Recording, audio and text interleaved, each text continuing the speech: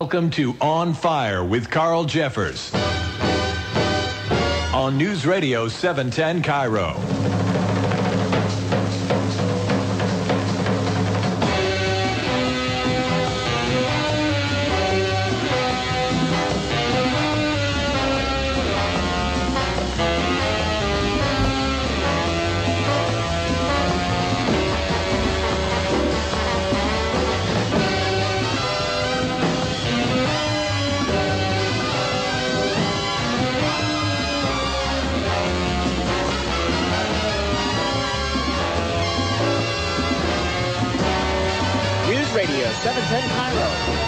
Top of the day to you. Welcome to On Fire. I'm Carl Jeffers. Good to be here visiting with you today as we let our opening theme kind of get the fire going again. And hope you're having a great weekend. Hope you're having a good day. And thank you for joining us. Thanks for having me over for a couple of hours. Our show is a little different for those of you who are just joining us. We don't have any pre-recorded laugh tracks. There are no cat calls, no fire engines, no drum rolls. We don't do treasure hunts, and we don't give away prizes. It's just conversation. No screaming or personal attacks. No politics of personal destruction. But we do play hardball here, but we go after the issues, and we go after the people on the issues. But we don't just go after the people for the sport of it. Our emphasis is on informed, civil, and engaged conversation. I will let you make your point, and when I interrupt, it's to engage you and to ask a question and really have a conversation. Let's see what Rob is thinking. Rob's been patient. One thing we know, he's been patient to wait. So let's, without further ado, go to Rob in Covington. Hi, Rob. Welcome to the show today. Hey, good morning. How you doing? Good.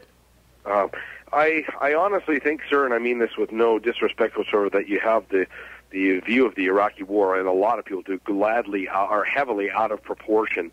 I constantly hear people making references to the Iraqi war being like President Bush's Vietnam. I'm 23 years plus in the Army right now, still currently serving on active duty, and it's rather amazing to me.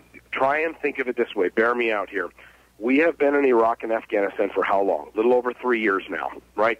How many people have died? Roughly 1,700. Now, is it tragic that 1,700 of my fellow soldiers have died? Absolutely. No question about that. But let's put this into perspective just for a second. We were in Vietnam for just under 8 years, officially speaking. And how many people died? 58,000.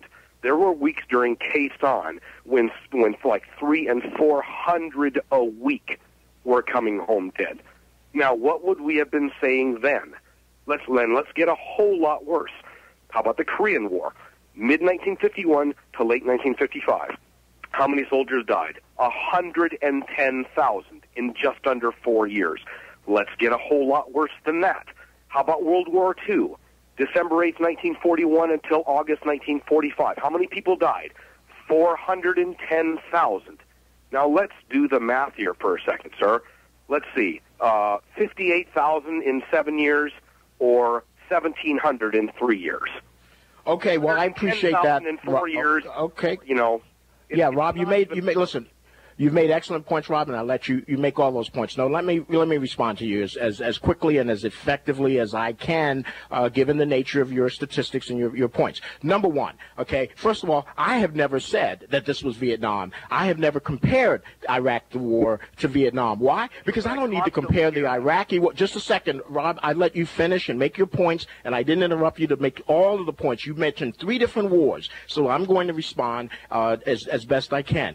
I have never said that this war was like any other, because it's not like any other. In fact, I didn't need to compare it to any other war in order to condemn it. Number two, all of the wars you mentioned were wars where the U.S. was participating because a particular part of the country that was involved needed us, had asked us to come in, and required us to help save the country with respect to its internal fighting. No one in Iraq, other than those who were in exile, frankly, including Ahmad Shalabi, were the ones who were asking us to come in. Number two, we were going into Iraq for reasons that we never did with respect to World War II, where we made it clear to the American people why we were going in. Indeed, had we not gone in, the American people would have rebelled. In Korea, we had to clearly make the statement and the case to the American people why we were going in. In Vietnam, although we never really were clear about why we were going in, one thing was sure, we weren't telling the American people that we were in there for reasons that were different, and there was complete, in fact, the Congress later on rescinded its authority because they felt they had given LBJ far too much authority. Number three, the reasons we went into Iraq would have been fine with me if the reasons that had been given to the American people at the time we decided to go in were in fact the reasons why we went in. But now we know that the reasons we went in were reasons that were not the case, proved later to be untrue and never were the case, and then we came up with a new and improved list of reasons that we submitted to the American people and asked them to buy into those as the reasons we were going in because the original reasons didn't work. Number four, the other wars you mentioned had no other alternative but the military option at the end in order to resolve the dispute for the best interests of their society and our national interest. In Iraq, we had an inspection process, an inspection team fully on the ground, fully engaged. Had we allowed them to continue to search, they would have come up with the exact same thing we came up with, which was nothing. And the only difference would be is that those 1,500 sets of American parents who have got knocks on the door to tell them that their son or daughter had been killed in Iraq would not have been added to the list of those killed because we could have continued with the inspection team, found out exactly what we found out now. He did not have the weapons of mass destruction. He was not an imminent threat to the security of the United States, and he was not preparing to launch an attack on the U.S. in 15 minutes, as Tony Blair said, and in a half hour, as Dick Cheney said. And finally, if in fact you want to quote all of the numbers of dead, then I would suggest to you that because those numbers are so horrendous and so overwhelming that we must make sure we never do anything that requires us to add a single additional number to that list of those killed if we don't have to. Thank you, sir. Appreciate that call.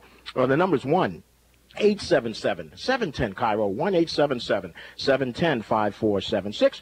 We got to take a break. Boy, we're on fire now, but we'll cool off, get a little Crystal Light lemonade, take a quick minute or two. We'll come right back. I'm Carl Jeffers. Good to be here with you, enjoying the conversation today. And let's go right back to the phones. We've got Jeanette, who's been holding out in Redmond. Hello, Jeanette. Welcome to the show today.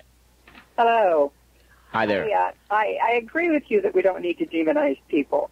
What has been done with Social Security, however, is monumental foolishness. I have to take a break, Jeanette, but I'm going to leave you with the line that's making the rounds of Wall Street, which is kind of a tongue-in-cheek line, but I think it's very apropos because given how things have been going in the stock market, and the line goes something like this: the bad news is that the stock market is really down right now, but the good news is my Social Security money's not in there yet.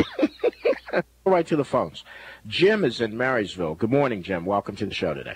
Hi, I just started listening to your show, and I really enjoy it. I wanted to say, too, you were talking about the beautiful things in life, that one can see. I've been on a kidney machine for about 30 years, and I've become much more aware of just the simple beauty out there of a flower or a beautiful butterfly or a beautiful song, and the things that people have done to make others' lives better.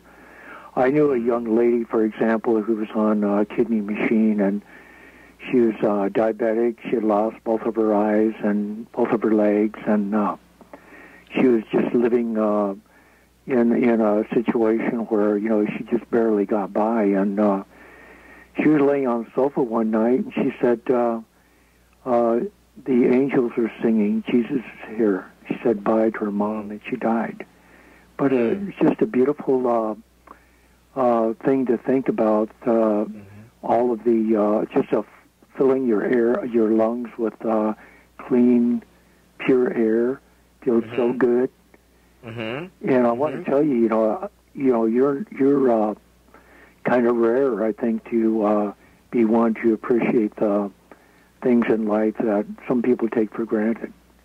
Well, I really appreciate that, Jim. I think maybe it's not so rare that we to appreciate it. I think I'm like millions and millions of others, but maybe it's rare for someone to just be so not only willing to, but in my case, happy to share that with people and not feeling like self-conscious. I'm very comfortable in talking about a flower or a beautiful piece of music or the King Tut exhibit and how wonderful that can be, and understanding the empathy needed to appreciate a mother who buries 3 of her 4 sons and knowing what that says about life. I'm real comfortable in sharing that with people and my feelings about that, and maybe that's what's different, and I certainly can tell you how much I appreciate that it got through to you. Well, thank you, and I just wanted to say finally that your comments and your attitude makes this world a better place to live. Gee, Jim. Well, thank you so much. God bless you. Out in Bellevue, let's go to Happy. Welcome, Happy show today. Hi. Hey, good to hear your voice, Carl. That was one of the finest calls I've ever heard in talk radio.